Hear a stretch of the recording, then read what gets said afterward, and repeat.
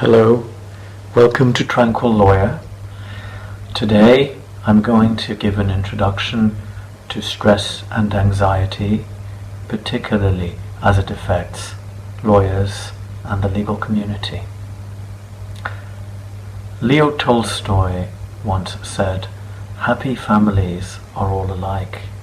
Unhappy families are unhappy, each in their own way."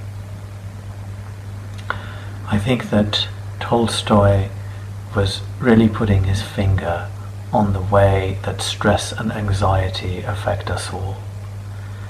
This sense of feeling stress and anxiety in a unique way, the loneliness that you feel when you suffer from stress and anxiety.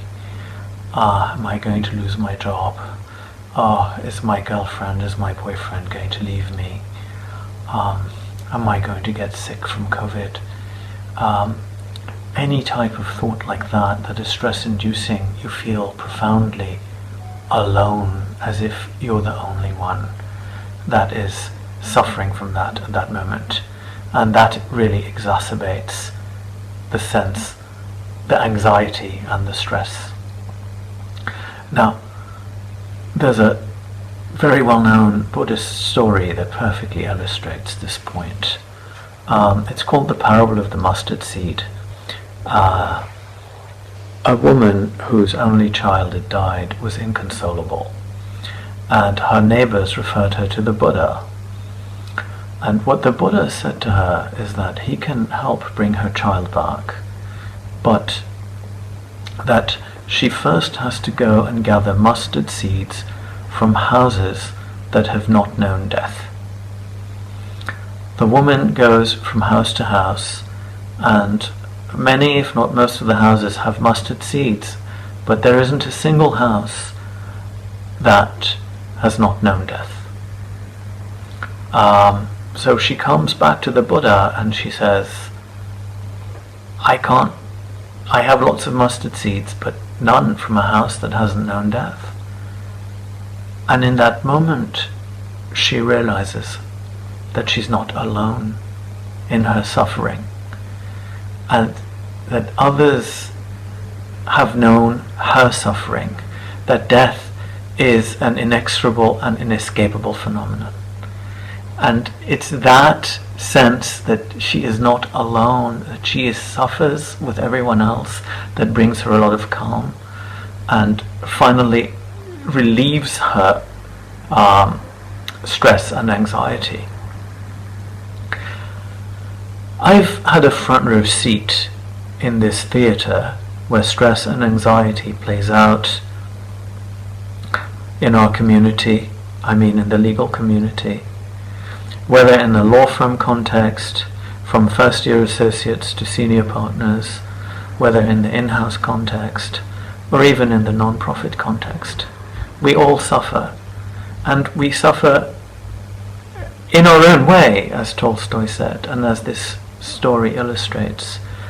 But I think that lawyers are particularly prone to stress and anxiety, or maybe I am more familiar with the stress and anxiety that we as lawyers are particularly susceptible to. And here's why I think why. We are in a profession that is very uncompromising. So, for example, if we make a mistake, it is never forgiven, right? It is in fact used and exploited and highlighted over and over again. So there's no sense of forgiveness and moving on from your mistakes. We are taught very early on to be very cautious and to be very fearful of our mistakes. So that is one thing that makes our profession particularly stressful. Another aspect of our profession, it's highly competitive. It's we are competing with our colleagues in every sense, whether as adversaries or even co-workers, and we perceive their gain as our loss and our own gain as their loss. So this has a very long-term damaging effect on our psyche. In fact, our psyches perceive this type of hyper-competition as a sort of existential threat that harkens back subconsciously to a child's cry for survival and parental approval. Then there's never a sense of approval, of, oh, well done, you did this well. If you win a case, it's you overcharged. You know, why did you charge so much? You should have won. Well, and let's not even talk about losing. And all of this is playing out against the backdrop of an economy and a society that in the last 40 years has been increasingly valorizing capital over labor. Now, let's not forget, all we are selling is our labor. And as the value of labor shrinks and the value of capital increases, this intensifies the competition and exacerbates the stresses that I've just described. So, you know, it's not surprising that some studies have shown that our profession is one of the most highly stressed and one of the least happiest. I have personally experienced all these stresses and anxieties.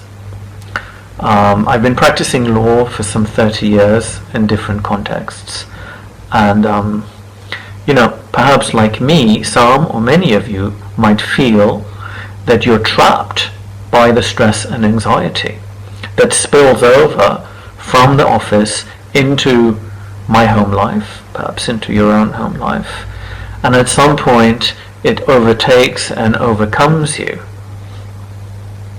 You don't, perhaps like me, you don't see a way out. Well, here's where I have some good news. There's definitely a way out. You know, stress and anxiety are mental events. You know, what do I mean by that? Pain is a physical event, but stress and anxiety are experienced in the mind. So that is where we have to start if we're going to start addressing these problems. Now,